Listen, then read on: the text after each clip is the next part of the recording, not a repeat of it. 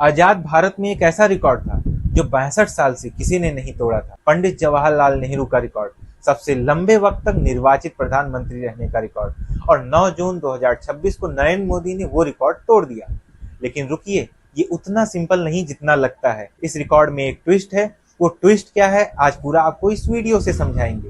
भारत 15 अगस्त 1947 को आजाद हुआ और देश के पहले प्रधानमंत्री बने पंडित जवाहरलाल नेहरू।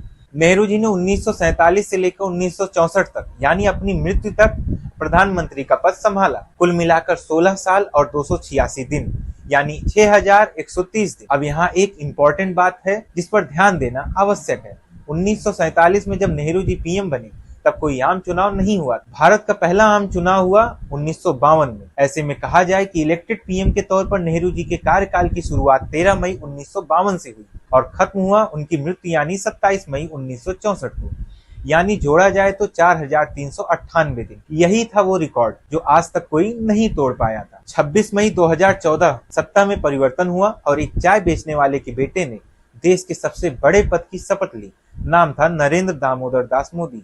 बता दें कि 2014 में बीजेपी को कुल 282 लोकसभा सीटें मिली थी। वहीं 2019 में 303 सीटों के बम्पर जीत के साथ पार्टी केंद्र में आई, जबकि 2024 में 9 जून 2024 को एनडीए के साथ मिलकर तीसरी बार बीजेपी ने सरकार बनाया और बीते 9 जून 2026 को मोदी जी के 4399 निर्वाचित दिन पूरे हो गए हैं। वहीं नेहरू जी के 4398 दिनों को पार करते हुए मोदी भारत के सबसे लंबे कार्यकाल वाले निर्वाचित प्रधानमंत्री बन गए हैं। अब वो सवाल जो बहुत लोग पूछ रहे हैं, अगर नेहरू 17 साल पीएम रहे तो मोदी का रिकॉर्ड कैसे? तो ये बहुत अच्छा सवाल है। देखिए, दो अलग अलग रिकॉर्ड्स हैं। सबसे लंबे समय तक पीएम बने रहने का रिकॉर्ड नेहरू जी के पास ही है। वे 1947 से 1964 तक, यानी 6130 दिन भारत के प्रधानमंत्री रहे। लेकिन सबसे लंबे समय तक निर्वाचित पीएम के रूप में नरेंद्र मोदी आगे हैं, जो 2014 से अब तक यानी 4399 दिन भारत के प्रधानमंत्री पद पर रह चुके हैं और अभी उनका कार्यकाल 2029 तक यानी अगले लोकसभा चुनाव तक रहने वाला है। वहीं देखा जाए तो नेहरू जी 5 साल 1947 से 1952 तक बिना इलेक्शन के पीएम पद पर रहे थे। इसलिए इलेक्टेड पीएम की कैटेगरी में उनका काउंट 1952 से शुरू होता है और मोदी ने नेहरू का यही इलेक्टेड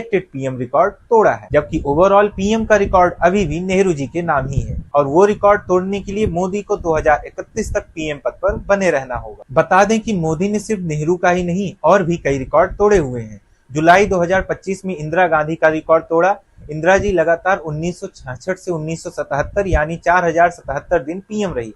मोदी ने 4078 दिन पूरे करके उन्हें पीछे छोड़ दिया। इससे पहले अटल बिहारी वाजपेयी का 2272 दिन का रिकॉर्ड एक नॉन कांग्रेस पीएम के रूप में था। मोदी ने वो भी रिकॉर्ड तोड़ दिया। अब पीएम रहने के दिनों की रैंकिंग को देखते हैं। नेहरू 6130 दिन अगर 1947 से गिने, इंदिरा गांधी 5829 दिन दोनों टर्म्स मिलाकर, मोदी 4399 प्लस दिन, मनमोहन सिंह 3656 दिन, वाजपेयी 2272 दिन। वहीं अगर आप सोच रहे हैं कि ये जो रिकॉर्ड्स हैं ये मोदी की एकमात्र उपलब्धि है, तो ऐसा नहीं है। देखिए ये फैक्ट्स। मोदी का जन्म 1950 में हुआ था।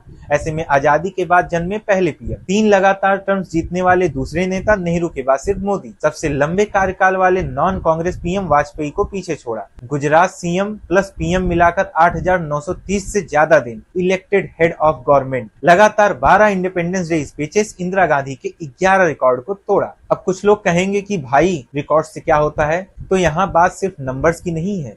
जमीनी स्तर पर देखा जाए तो जब कोई नेता लगातार 3 इलेक्शंस जीतता है, इसका मतलब है कि जनता ने बार बार उसे चुना है। नेहरू जी के बाद ऐसा कोई नहीं कर पाया, कांग्रेस ने भी नहीं। ये रिकॉर्ड दिखाता है लोकतंत्र में जनता का विश्वास किस पर है। अब चाहे आप मोदी जी को सपोर्ट करें या ना करें, ये ऐतिहासिक तथ्य है।